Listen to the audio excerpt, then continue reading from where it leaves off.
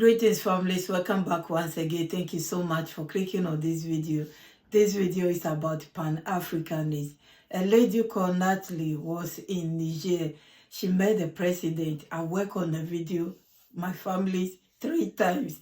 It's not telling me what is going on. I don't know, I put it aside. Then I came across this one. She was having meeting with other Pan Africanists in Niger, how they can work together, how they can teach the children and even the grown-ups, we the grown-ups, because to be honest with you, I was sleeping for a long time. It is just recently because of our kings that have wake up, because I lost hope. So they are giving us hope again. Families, please listen, and I'll be back. Thank you for your time. In the Nigerian capital, a public conference initiated a debate on major topics such as African unity, sovereignty, and the development of the youth of the AES. An event organized by the M62 movement and Pan-African Urgency for raising awareness among the populations of the area. Issa Che Usman, Mahama from RTN.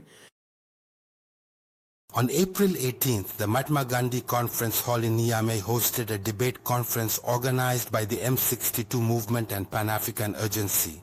The objective was to raise awareness, foster reflection, and especially mobilize around the future of Niger and the member countries of the Sahel States Alliance.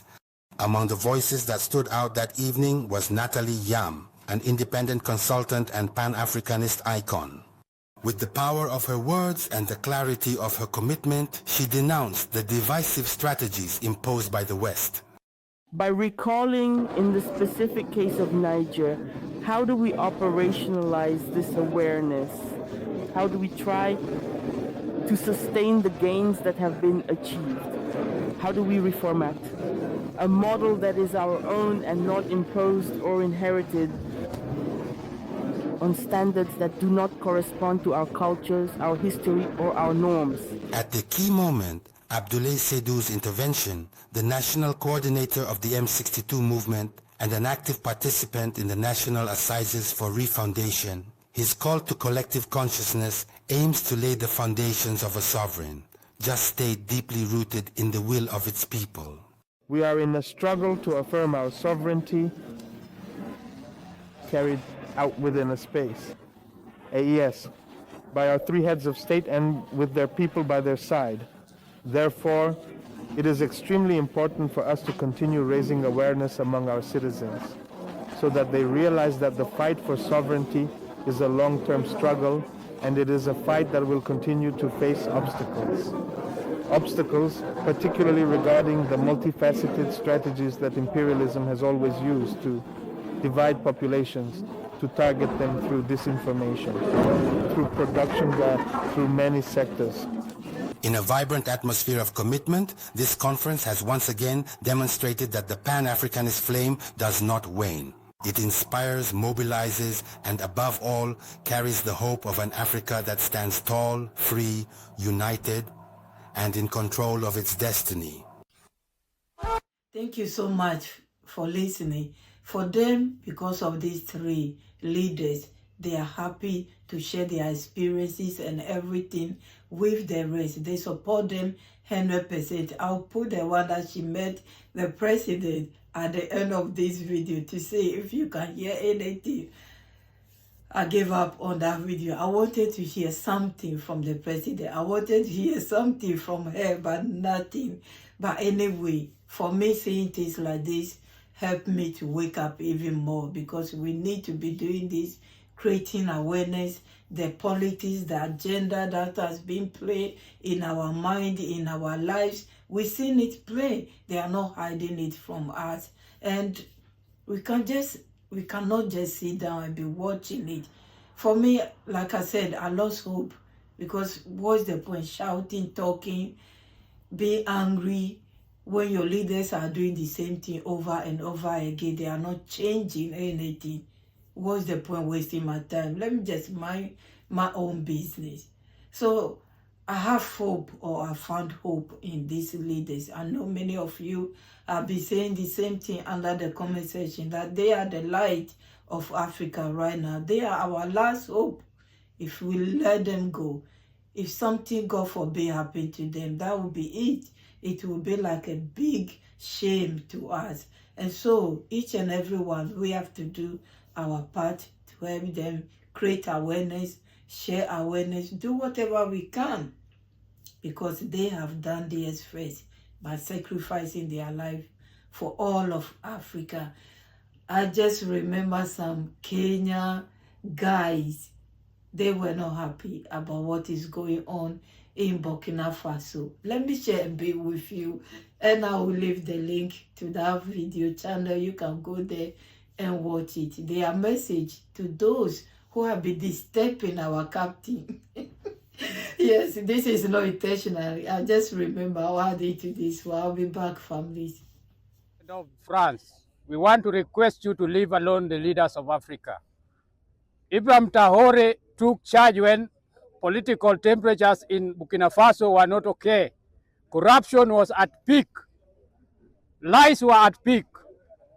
Ibrahim Traoré has designed Burkina Faso for the Burkina Faso people. Let him do his work. Yesterday, there was a military coup which was being sponsored by Ivory Coast. We want to tell the president of Ivory Coast, Bwana Ouattara, leave Burkina Faso alone. We don't want imposed leaders on us. If you find a young man aged 34 years has decided that there will be no famine in Africa, there will be no people who cannot go to school, there will be people who will not die because of malaria, let him work. Let him finish his vision. We don't want to see another Sankara being killed because of political influence from the West.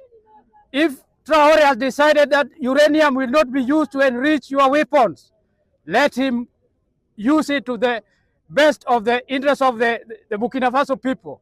We want to ask Russia, give support to Burkina Faso, protect Traoré, protect the people of Burkina Faso, because the African continents, they have colluded with the whites to derail independent leaders. A person who can decide to buy his people 4,000 tractors. Thank you so much, families, for listening and watching.